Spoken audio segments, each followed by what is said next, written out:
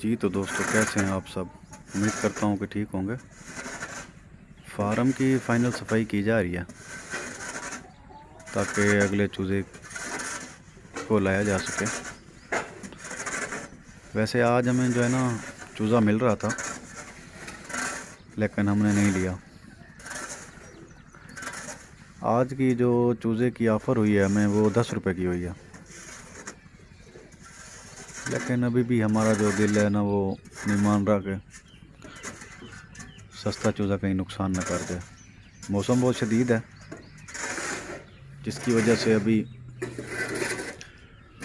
हम सेटिस्फाई नहीं हैं कि चूज़े को जल्दी डाला जाए। कुछ दिन इंतज़ार किया जाएगा, उसके बाद जो है ना चूज़ा डालेंगे। बड़े चूज़े के रेट भी काफ़ी कम हो गए हैं तैयार माल के, तो नुकसान का ख़तरा है। सब्र करना चाहिए, सब्र का फल मीठा होता है।